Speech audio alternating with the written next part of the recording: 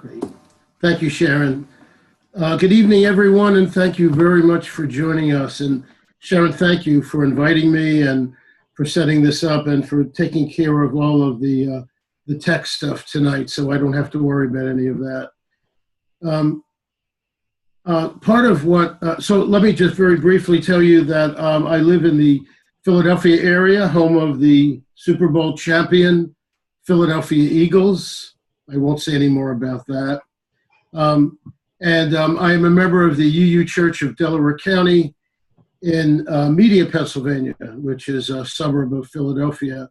And as Sharon mentioned, I was a staff member with the UUA for about 7 years in the Central East region, and I still do work in the region as adjunct staff.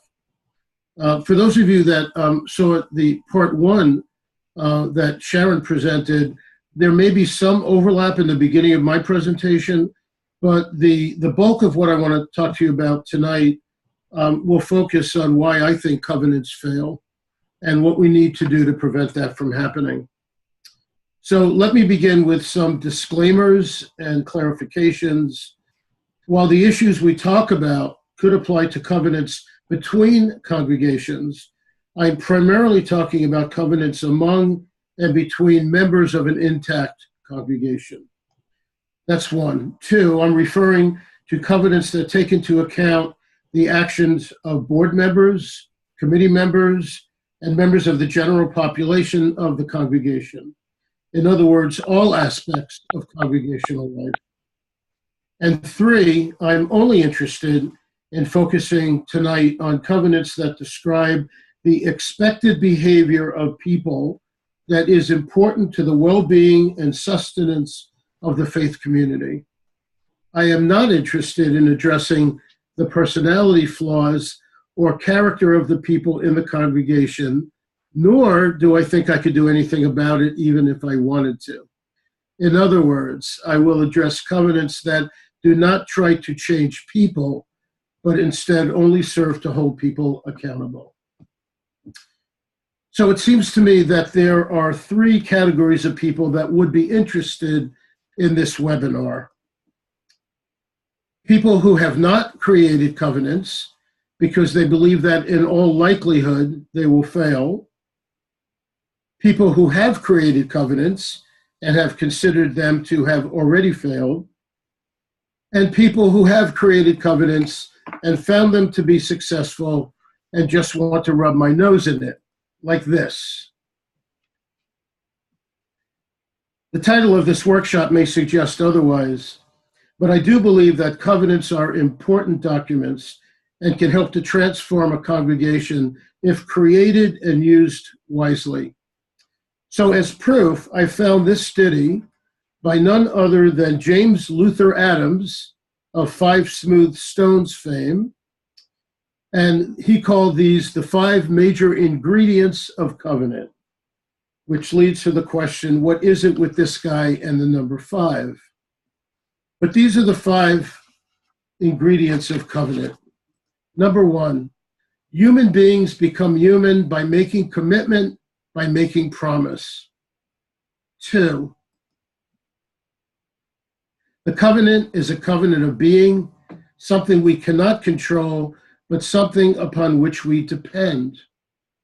3, through covenant, the individual is brought out of separateness and becomes responsible not only for individual behavior, but also for the character of society. 4, the covenant especially benefits those who suffer from neglect and injustice, who are caught in a system that suppresses their own self-determination. And 5, the covenant includes a rule of law, but is not a legal covenant. It depends upon faithfulness, nerved by loyalty and by love. As usual, Adams has done a wonderful job of framing this issue eloquently and beautifully. And as it turns out, it forms the basis of much of what we will talk about this evening. So I want to introduce you to John Fletcher Moulton, who lived from 1844 to 1921. He was known as Baron Moulton to his friends around the poker table. He was a brilliant mathematician, a London barrister, a member of parliament, and not too many people know this, he was a lifelong New York Mets fan. I'm just kidding about the Mets fan. You need to know I'm originally from New York. Moulton talked about three, what he called domains that govern our behavior. The first is what he called the domain of law, where our actions are prescribed by laws binding upon us, which must be obeyed. We don't have any choice. We obey the law or we suffer the consequences. On the other end of the spectrum is what he called the domain of free choice, which includes all those actions as to which we claim and enjoy complete freedom. And in between those two domains is what Moulton called the domain of obedience to the unenforceable, in which our actions are not determined by law, but in which we are not free to behave in any way we choose. And I find this concept of obedience to the unenforceable absolutely fascinating. And it really is the foundation of what we call covenants in our congregations. Speaking about this middle domain, Moulton said, obedience is the obedience of a man or woman to that which he cannot be forced to obey. He or she is the enforcer of the law upon himself or herself. He also, by the way, said, let's go Mets. The real greatness of a nation, its true civilization, is measured by the extent of this land of obedience to the unenforceable. It measures the extent to which the nation trusts its citizens, and its area testifies to the way they behave in response to that trust. This is Moulton speaking. So too, then, does a congregational covenant measure the extent to which a congregation trusts its members, and it testifies to the way in which members respond to that trust. So bringing it up to a little more recent times, Gil Rendell, who most of us know, he's not a theologian, not a Unitarian Universalist, but he might as well be.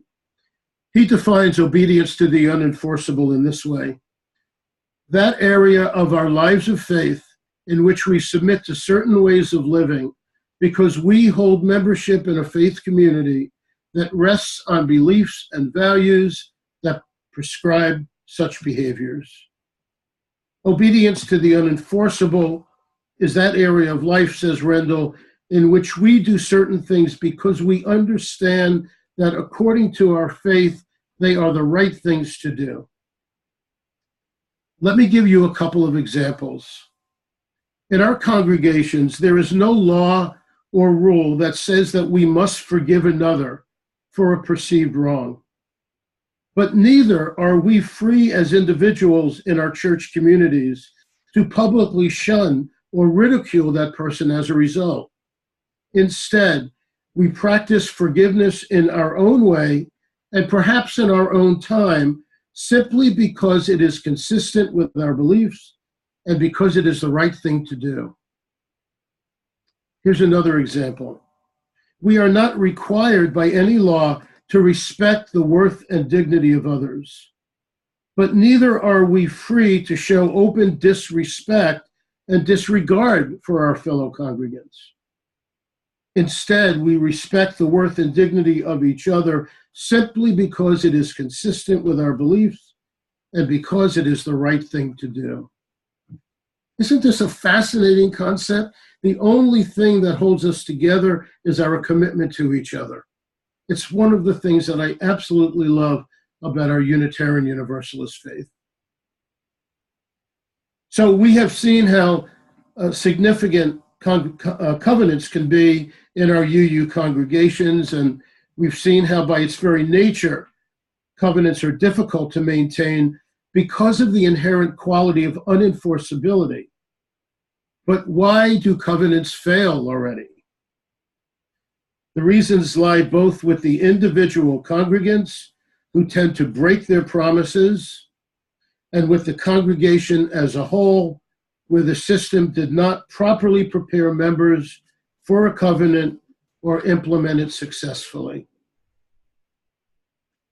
So let's start by considering the reasons why people make promises. It's the only way to figure out why people break those promises. Psychologist, researcher, and consultant Heidi Grant Halverson tells us that saying you are going to do something feels just as good as actually doing it. Saying that you're going to do something feels just as good as actually doing it. In other words, simply expressing your intention to do something feels good in its own right. So we say yes, and we feel good, at least in the moment. So if I publicly and openly agree to a covenant that includes, for example, the need to treat others with respect, then I think of myself as someone who respects others, and that's why I readily agree to the covenant. The covenant is like a mirror. It reflects back what we already think about ourselves and commits us to a view of ourselves that we want to be consistent with. So the contrary is true as well. If we don't agree to a covenant, we're acknowledging that we may not be the kind of person who treats others with respect.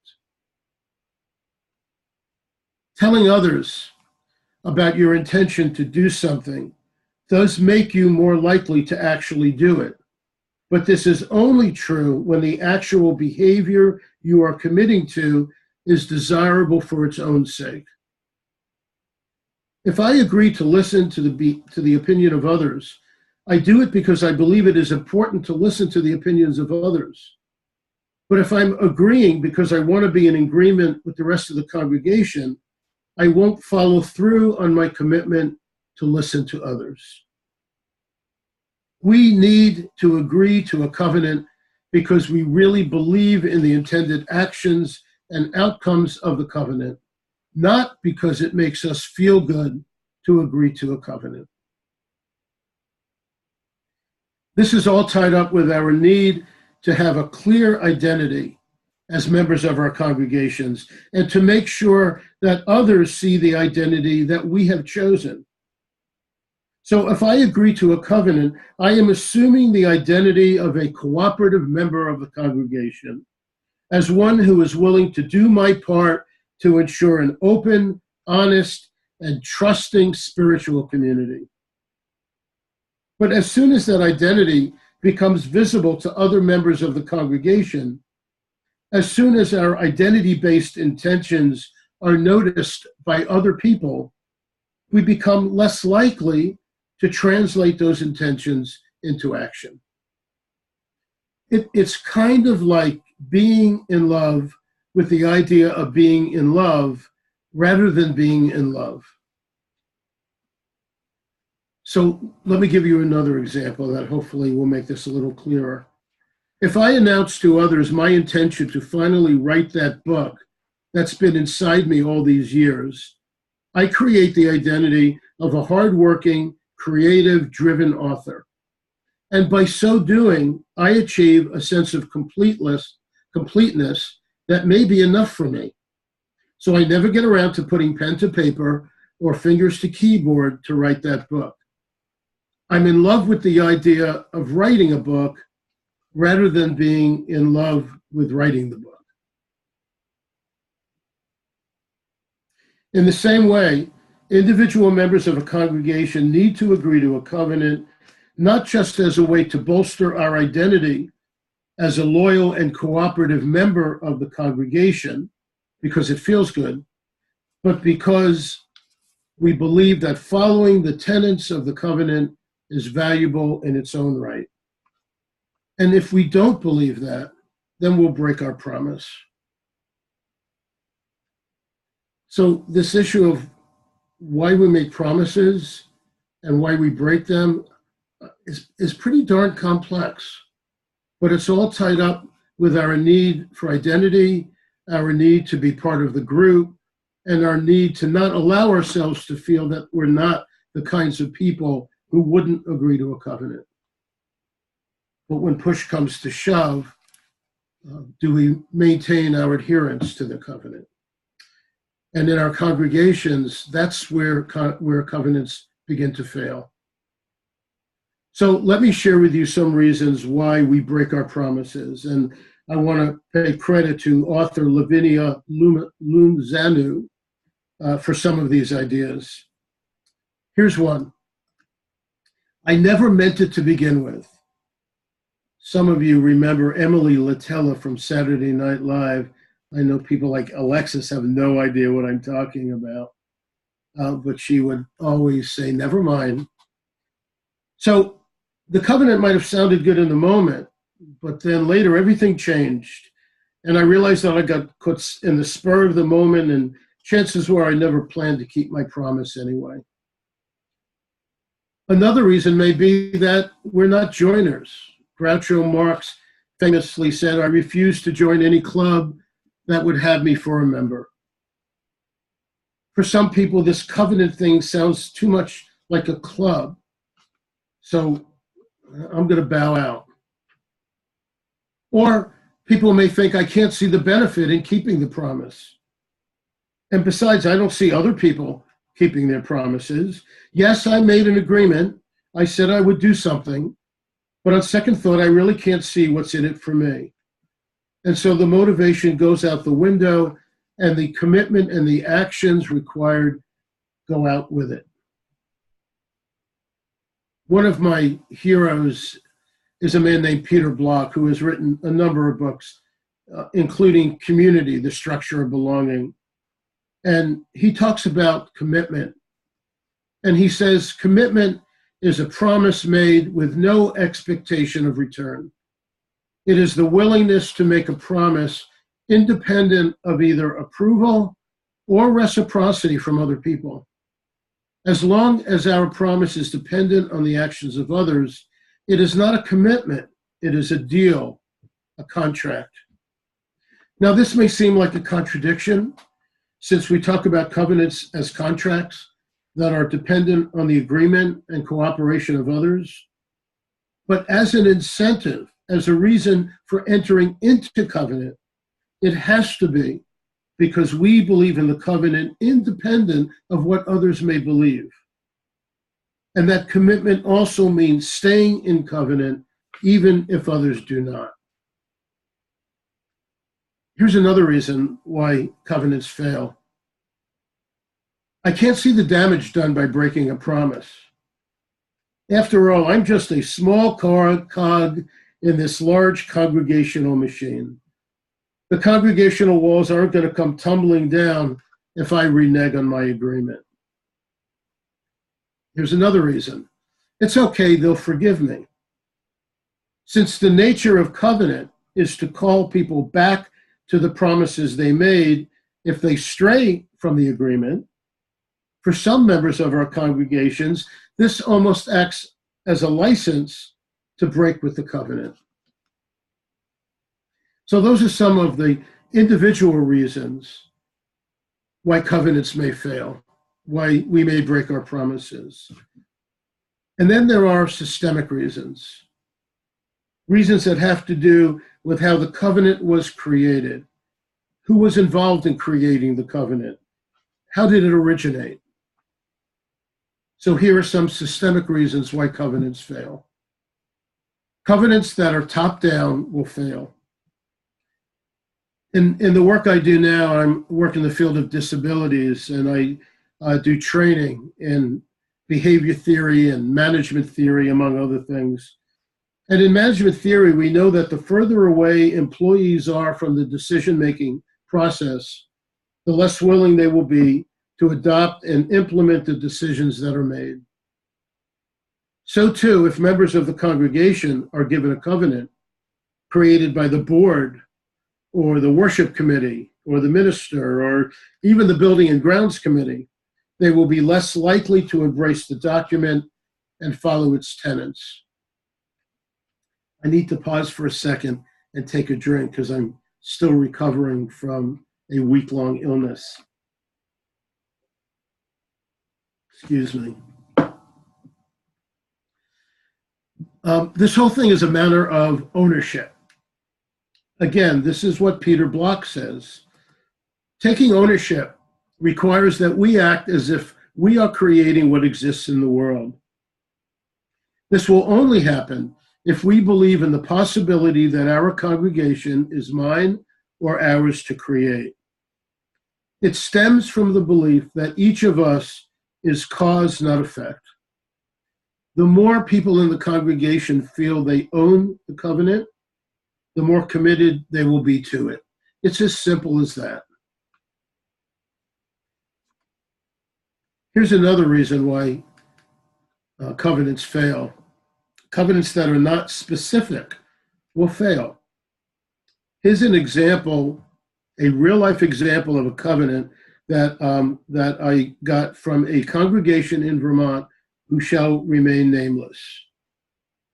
We build our church on a foundation of love and covenant with one another to freely explore our values and honor our diversity as a source of communal strength, to accept responsibility for our individual acts and promote justice and peace, to celebrate the joys of discovery, embracing the fullest measure of humanity, to communicate with kindness and support, to serve with compassion and commitment, to openly share our laughter and tears, and to show reverence for the divine in all that it is. It's really lovely, but what the heck am I supposed to do as a member of the congregation? How am I supposed to act? How do I know if I'm adhering to the covenant or not?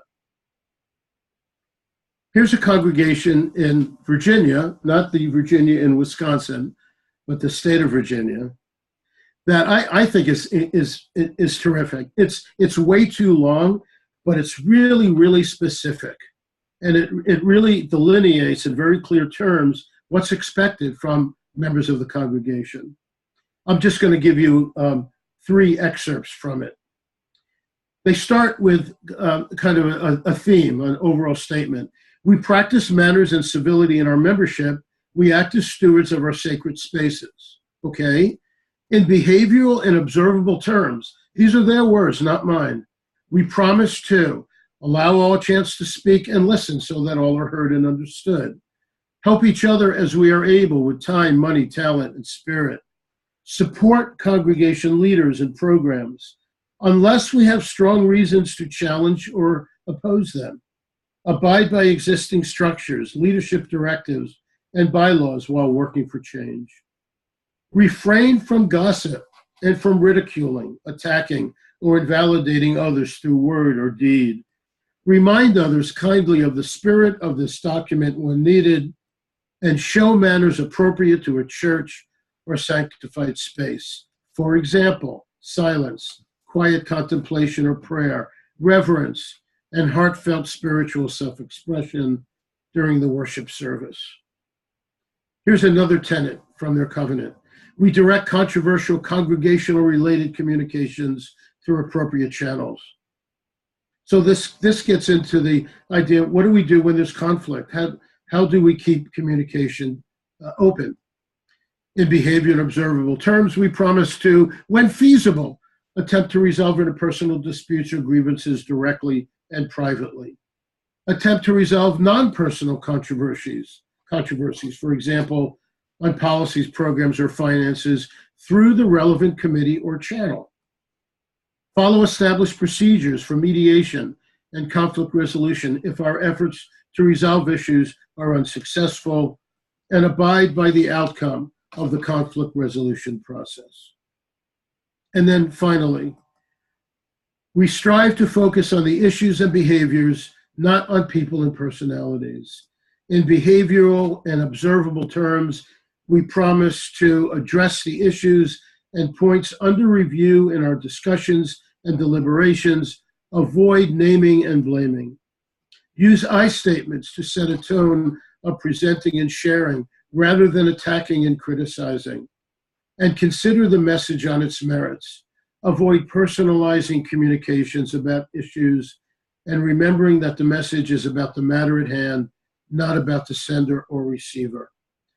Now, admittedly, this goes on. I think there's 6 or 7 tenets to this.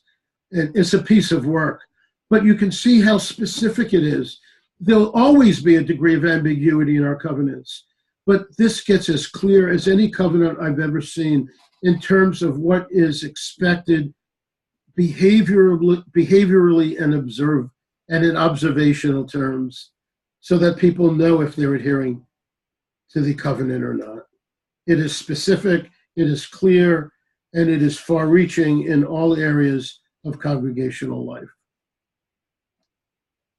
Here's another systemic reason. Covenants that are not reinforced will fail. Again, going back to behavior theory, where I do a lot of my work. As human beings, we engage in behavior for only two reasons. All human beings, even Unitarian Universalists, engage in behavior for only two reasons.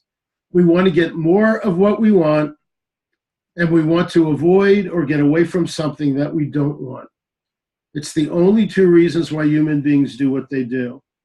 So if we see that the covenant is getting us more of what we want, for example, respect, open communication, or if we see that the covenant is getting us away from things that we don't want, for example, conflict or confusion, then we will be more likely to continue living the covenant. But many people in our congregations, and many congregations, don't reinforce the covenant. And so people don't see it working, and they don't see the benefit.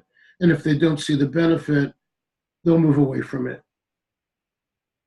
We also need to keep covenants alive. We need to include it periodically in the order of service. We need to make sure that it's readily visible on the website. We should have a Covenant Appreciation Day once a year. It should be inserted in the packet for new members. We can identify a Covenant Champion of the Month and write about him or her in the newsletter. And we can encourage members to catch other members in the act of living the covenant and put their names up on a bulletin board or in a newsletter with the name of the member who caught them. And then finally, there is the systemic reason that covenants that mask more deep-seated problems in a congregation will fail. Covenants are proactive vehicles for reinforcing the principles that should govern the way we are with each other all the time. They will not work as tools to try to fix the things in our congregations that are broken. Several years ago in my congregation, we were having a congregational meeting. We're about to approve a covenant. One of our church elders stood up in front of the congregation, grabbed the microphone, and demanded to know what was going on in our church that he didn't know about.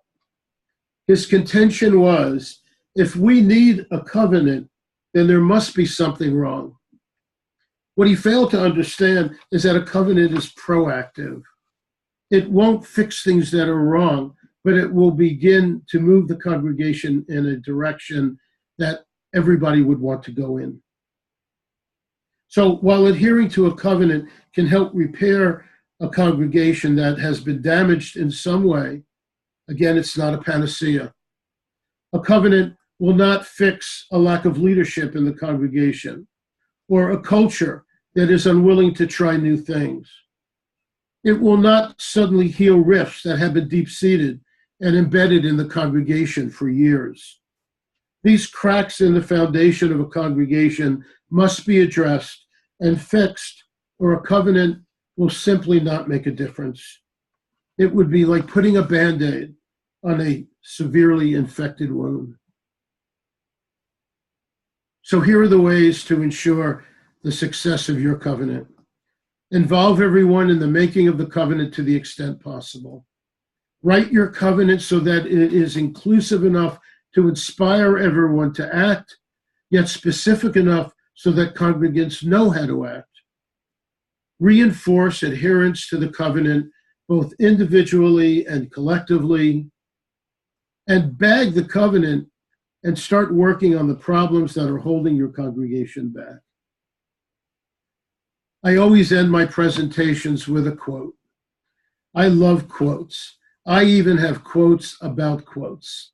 That's how much I love quotes. And I found a quote that is incredibly relevant to this topic. And it's from the Bible, Deuteronomy, to be specific. Therefore, observe the words of this covenant and follow them so that you will succeed in everything you do. Boom! And that ends my presentation. I'm really anxious, as Sharon is, to hear your questions, your comments, your concerns, your request for refunds. Well, this was free, right?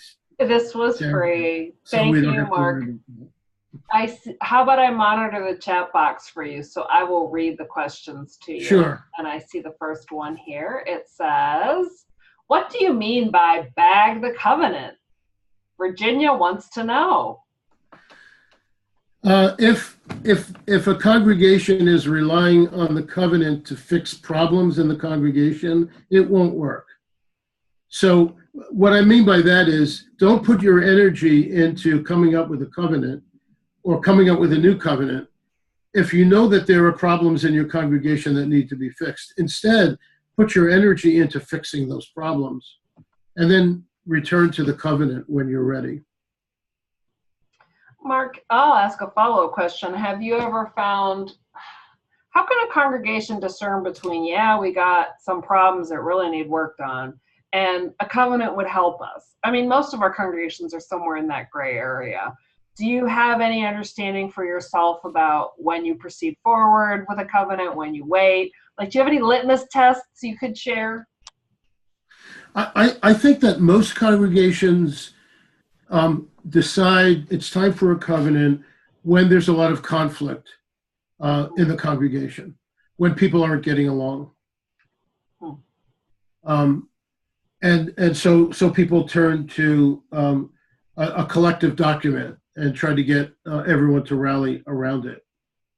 We don't have covenants for poor leadership, or a covenant for a minister who's not inspiring us during the Sunday worship service. But we do tend to want to have covenants when people are behaving badly with each other. So if there's a litmus test, it's probably if conflict has gotten to the point where it's impacting on other aspects of the congregation, then that's probably a good time to come together and make promises to each other.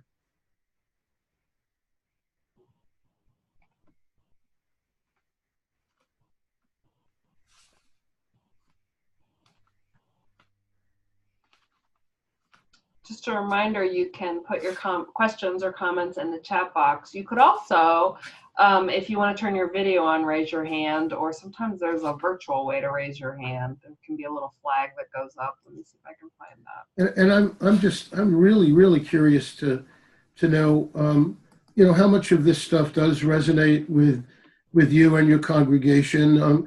Other aspects of what I've shared that are not relevant, or that are, to put it more delicately, hooey. I'd really like to get that feedback as well. Sharon? Yes. I don't have a way to write things. Is it all right to speak? Absolutely, Horst. What's on your mind? Well, the last part that Mark talked about, which is the underlying problems that the congregation has. And what I was wondering about, if there is these underlying problems, is there any point in starting any kind of covenant discussion? You don't want to be specific on which underlying problems you're just saying in general?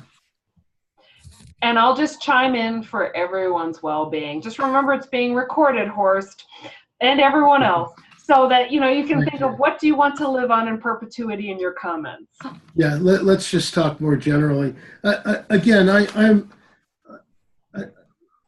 the I'm not saying that the covenant can't solve problems in a congregation, but there are congregations that, again, there's a void in leadership, or there's the one person in the congregation who's been the head of the committee for the last 40 years, and she refuses to give up her power or his power.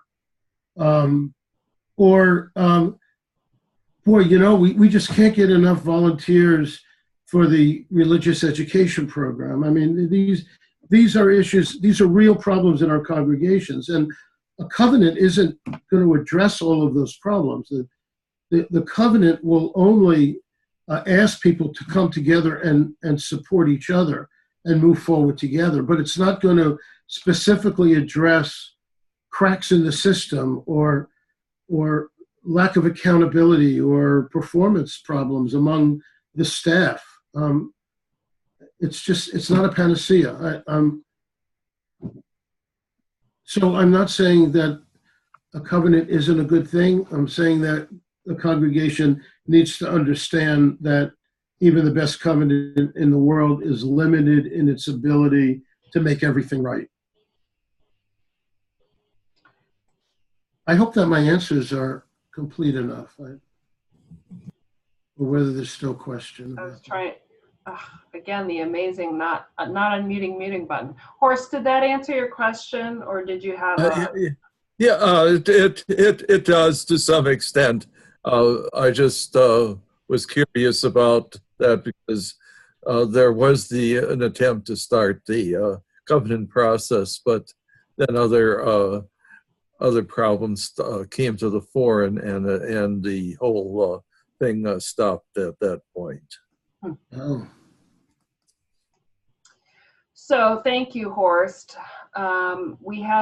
Let me go to Alexis, and then I'm going to circle back around that Virginia put another question in. Alexis, oh, sorry, I said your name. Suggestions for when one or two very vocal members who do not agree with having a covenant, while a majority do agree with creating one. Yeah, what if there's some really loud naysayers? Who doesn't want the covenant? Yeah. At all? Yeah. I've actually seen that myself. I'm sorry, what, Sharon? I've seen that happen. Oh, sure. Well, I mean, I've seen people that have railed against the content of the covenant, specific parts of it, but to do the covenant process itself. I guess one thing to do is to have a conversation with the person who doesn't want a covenant, and to try to really truly understand why. What is that person's perception of a covenant? It might be a misperception. What are they afraid of if the congregation does adopt a covenant? I think those are the beginning steps. But our principles call for us to follow the democratic process where the majority rules.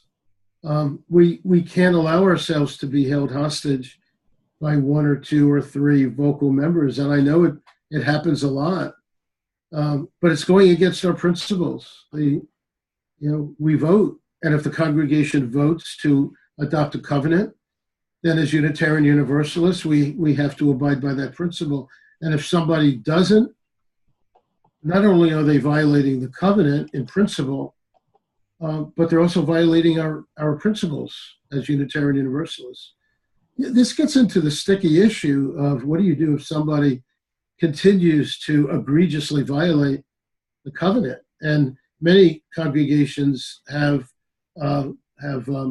policies set in place for people that are behaving in ways that are deleterious to the congregation, to either individual members or to the congregation collectively, up to and including banishment. As horrific as that sounds. We have that in my congregation. We've never had to use it, but there is a committee that will meet if it's warranted, and they will determine whether or not someone should be given another chance, or a fourth or a fifth or a sixth chance. And And they do have the authority to ask the person to leave the congregation as well. So we have another question. Can you give us ideas about specifically how to involve the congregation in creating the covenant? How to begin the discussion? Yeah, that's a great question. When I used to facilitate covenant sessions, what I asked the congregation to do is to invite the entire congregation to come to a retreat. You know, a Saturday morning, maybe potluck if the congregation wants to, knowing that not everybody can make it. But hopefully a sizable group of people do.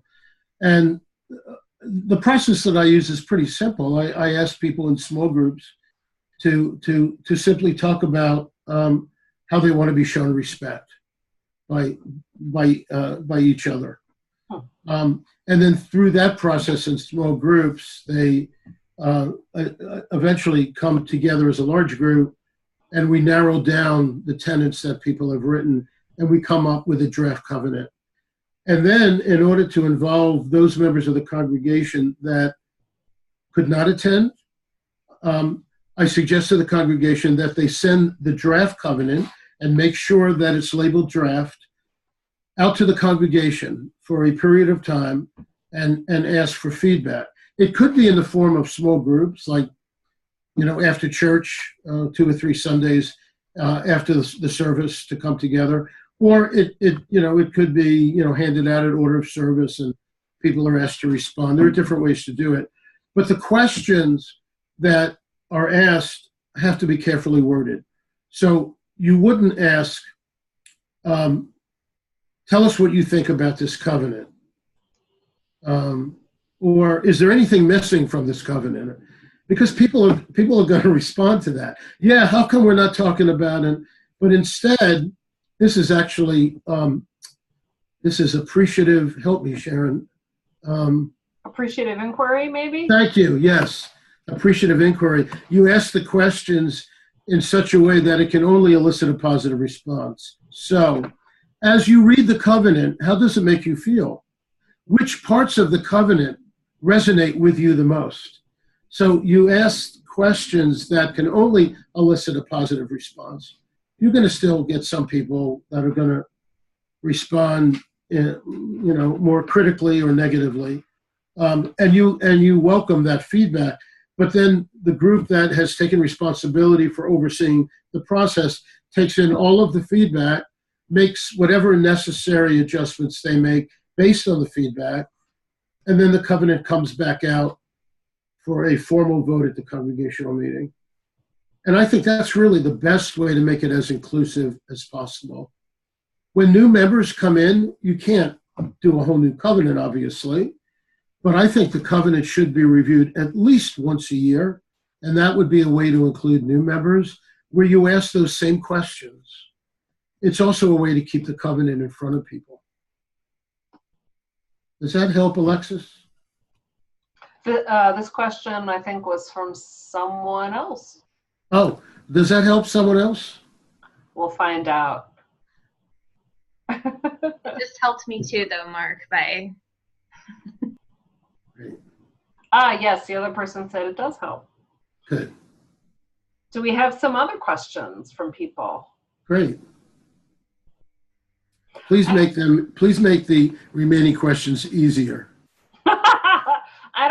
I think covenants are kind of hard. I mean, how do we live in community? I mean, there's a lot of quotes about like a life of faith should be challenging. You know, an active faith life should require work. It shouldn't be easy. And yet our members, I think, come for kind of stability and comfort and familiarity. You know, so often they'll avoid conflict or the hard conversation at hand, or they think, I can go to work and argue about leadership. I'm not taking it on here. And yet that's actually what's called for, to be in good relationships. And so I think our congregations are often in tension, and our members and staff are ambivalent about this often. Absolutely, absolutely. Oh, a question: how long does the covenant writing process usually take? How long? Mm-hmm. I think we're unmuted. Well, following, I mean, I didn't write the book on this. There are other people that facilitate covenant meetings in different ways, but the process that I outlined, you can have a draft covenant in the space of a morning get together. The wordsmithing in covenants, I guess it really depends on how long it is and how detailed it is. But it's not like a mission statement where people get into wordsmithing and stuff. I find that it almost tends to write itself. So, I'm not one for long drawn out processes. I still do some facilitation of mission statements and strategic plans, and I'm just not one for really long processes. I think our attention span is not that long. So for something like a covenant, it can be written in a day, and then there's the process of getting feedback from the congregation and then tweaking it and refining it. The whole process, I don't think the whole process should take longer than 2 weeks to a month. It depends on how much time you want to give the congregation to respond. I have another question here. Does it help for the board to select people to be responsible for working on the covenant, or to have the congregation vote for those people? Yeah, again, that's a really good question. Again, my bias is the more the congregation is invited to participate, even if they say no, the greater the chance that they'll own the process. So my recommendation to a congregation is put it out there. We're looking for people to join a task force, a short-term task force, not a committee, to oversee a covenant process. And if you get volunteers, great. If you don't, then the board, pick the best and the brightest, the ones that are going to be accountable. So I'm sorry, Sharon. No, go ahead. Voting, voting is cumbersome, and you vote for elected officials, board members, and search committees for ministers, and I think that, in my opinion, that's too formal a process for covenant. So we have a question here. Let me go back. A congregation has started the process, and some are wondering why we started at the board level and why we did not form a right relations committee first. One thing I can add, and then maybe Mark has some comments, and that also I see this person has their hand up. One of the recommended ways to start a covenant that I have heard about a lot is that a leadership group do one first. So if your congregation has never done one, have a leadership group model it 6 months for a year, publicize it. This is how it went. This is what happened. This is what we got from it. I think because there's often those 1 or 2 people who stand up and go, why should we be doing this? This isn't a good idea. And you don't have any way to say, no, it's a great idea. But if you've done it and a board president or committee chairs can say, yeah, it really helped us, let me tell you how, that could be persuasive. I'm guessing that's, but this person is also asking, why did we not form a right relationship committee first? I don't know. Well, you raised such a great point, Sharon. If every board of trustees should have a covenant, their own covenant that governs the way in which they are with each other. And if a congregation tries to develop a full-fledged behavioral covenant and the board doesn't have their own, they're not modeling good behavior. I think that may be a great way to start, is have the board or another leadership group, but certainly the board should have a covenant for their meetings. And then they could go out to the congregation, as you say, and say, look, this is working. This is helping us to enhance our relationships with each other. We trust each other more. Communication is much better. And of course, if the covenant fails, then you've got a problem, but it should work. So, and Maggie, did you want to say something? You're not muted, so you should be able to talk.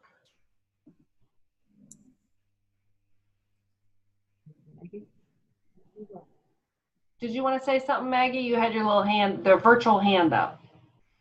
Virtual hand up? All right. Well, we'll pass on that. Excuse me. This is Virginia. I've Hey, Virginia. been raising my hand, but I don't think you can Sure. see. No, I can't. I don't know how to do the virtual hand. That's But okay. I really liked the Virginia covenant. But there, the last question reminded me that I had this question when we were reading it.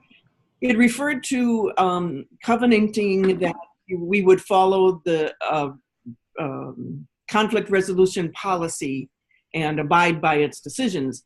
But if we don't have one of those, would you recommend that be part of the covenant process or follow up with a conflict resolution creation of a process?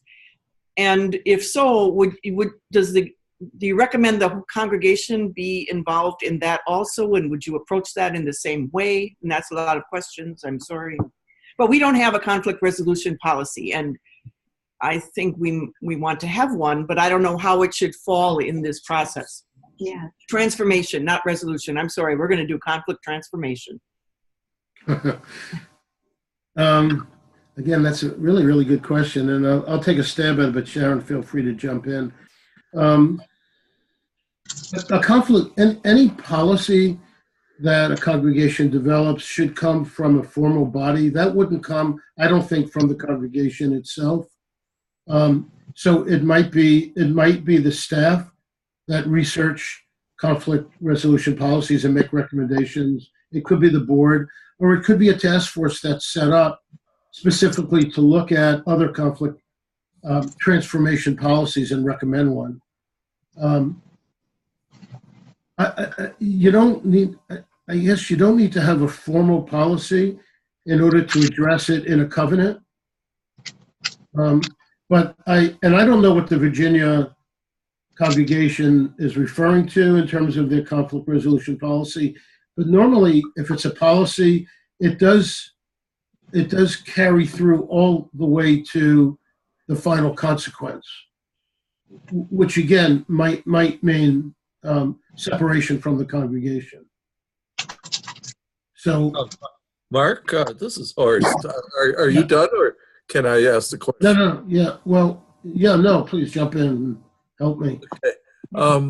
We started the process, and then there was a overreaction among a number of the congregants, and they said basically the 7 principles are our covenant. What have you run into that, and what kind of response or responses should one consider if the kind of attitude prevails? I'm a firm believer that covenants need to be specific. Covenants govern our behavior with each other, and behavior is defined as something that we can either see or hear and that we can measure. And our principles are just too broad. There's too much latitude. What does it mean to respect the inherent worth and dignity of others? I mean, that there's such a range of behaviors in that. If somebody says, I'm sorry, Horst, if somebody says good morning to me, and I'm really troubled by something and I don't respond, am I at a covenant because I didn't respect them saying good morning to me? I mean, if anything, it raises more questions and potential conflict than resolves it. but perhaps that's part of the reason some people prefer that. They want that latitude, that specificity would limit them to. Well, I can see people feeling limited by it. I mean, Unitarian Universalists, many Unitarian Universalists resist anything that smacks of authority, of being told what to do. And many people see a covenant as telling us how to behave. So I certainly can understand people rebelling against it. But our faith is based on covenant. The Cambridge platform it talks about covenant in the Puritans in the 1700s. It's all based on the promises that they're going to make to each other. So I look at a covenant as a wonderful opportunity to reinforce the tenets of our faith, not as a rolled up newspaper to hit people over the head if they do something wrong. But I can certainly understand people taking the other point of view. I guess it requires a really good open debate in some congregations. I would like to ask a question. I'm sorry. Sure. I would like to ask a question. Sure. I'm sorry. I'm having trouble understanding. Horst, are you done? Do you have more to say, or? Oh, yes, I have another question. Well, Horst, if you can hold, is it a new question, Horst? Yeah, it is. Do you want me to? Okay. Yeah, if you can hold it, we're going to jump to someone else, and then I'll come back to you. Okay. All right, Good. great. All right, go ahead, Maggie. Hi, sorry. Didn't figure out how to unmute myself. My question is, in my congregation, we've had some attempts at conflict resolution that haven't gone very well. They're really just been resolved. So we're in the middle of building covenants, creating covenants for the congregation. And I just wondered if there's any suggestions for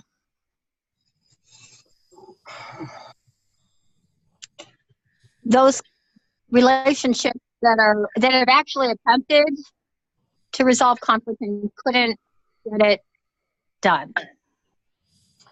So Maggie, you were breaking up some, so I'm just going to make sure we all understood what you were asking. Thank you, Sharon. You've had problems with conflict before, and apparently some distress around that with people. And you're trying to do a conflict now, and are you wondering, or you're trying to do covenant now, and you're wondering, can this covenant be used to help some of those people who are still upset find some resolution or greater understanding? Is that what you had asked?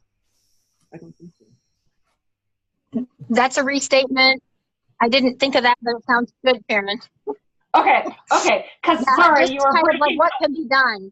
What can be done? What can be done about those people who are very upset with one another now? Yes. Okay. Well, that is the purpose. Again, Sharon, jump in, but that's the purpose of a covenant. It's another way to try to promote understanding between people and fill the void that we often create with each other. The task may be more difficult because you have people that are in conflict, and if they're part of the process, that conflict may come out. But, this idea of obedience to the unenforceable is just, it's so tenuous. The only thing that we can hope for is that these people will understand the need to make promises to other people and to hold each other in our common faith. I have to be honest, one of the reasons that I left, although I would love to come back, but one of the reasons I left was how discouraging it was to work with congregations where many people in the congregation were not following our UU principles. And I would always say to congregations, I hold us up to a higher standard, that we have no choice but to resolve our differences and to work together. And it was very discouraging to work with people that didn't see that as part of being a Unitarian Universalist. I'm digressing, but I guess I'm saying, Maggie, that maybe the only process that you have right now is that by coming together and making promises to each other, that you can help those people to get past the conflict that they're feeling towards each other. This is Virginia again. May I speak to that question? Sure. Go for it, Virginia. Is it Maggie? Is that who asked the question? Yes. Yeah. I'm just wondering, Maggie, if you've read, what is the name of that conflict transformation book? That's what it's called. I think it's just called Conflict Transformation. And I found it really helpful. You can get it from the UU. You can get it from UUA, and I don't know if anybody else has read it, but what I took away from it is that resolving one conflict is not necessarily going to resolve your underlying problem. And that, hopefully, I'm hearing a whole bunch of static, but I think I'm probably getting through. I'm just wondering if our two leaders there, and I'm sorry I don't remember your names, have you read that book, and do you think that would be helpful? I haven't. I have not. Okay. Yeah, I think it would be really helpful. Of course, it would be good before the conflict if you had these things in place, but the point is often that the conflict that arises is not necessarily, it may result from some underlying sort of institutional imbalances or other underlying issues that need to be resolved, not resolved. That conflict is an opportunity to transform those underlying issues that cause the conflict to result. And I think it might be helpful. It's a very easy read, very small book. Yeah, 71 pages. 71 pages. I think it costs $7 or something. One of the things that I put a link in the chat box, because the UUA does have resources on their webpage around conflict management. They generally call it conflict management. So it's hard to know what phrase to use to look up and find what you want. That seems to be what they're calling it right now, and that has a link to a lot of different things. There's a lot of people who've written about conflict and done a pretty good job about it in congregations. If you can find any books that were formerly published by the Alban Institute around conflict, some of those are really good. I think one of the problems is people don't always get along, and if congregations are a large group of people and people sometimes behave poorly or get in fights, I mean, think of your family. I bet almost all of us has someone in our family not talking to someone else. I don't know about you, but I think it's almost inevitable, and we can't make people agree. We can't make people agreeable. We can't make people want to change their mind. So there's a point at which people do get upset and they do leave, and sometimes for good reason. And sometimes it seems like such a waste because something else probably or maybe could have been worked out, but it just wasn't for some reason. And we can't really change that, I think, sometimes. And that's hard. And I am also going to troll for my favorite conflict book. I'm going to mute myself a minute so you don't have to hear me type. And then Horst, I know Horst had a question. And we have about 5 minutes left. So Horst, make it a brief question, okay? Okay. Well, Mark addressed the part of that question earlier when he said he was discouraged with some congregations. We have kind of a facade maintenance type of issue.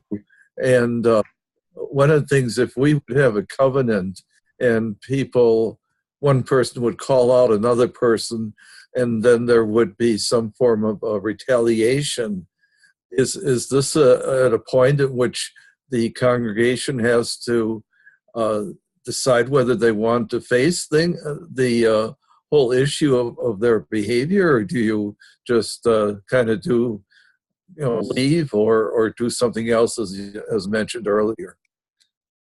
So Horst, this is a conflict between two members of the congregation that has become public. Is that correct?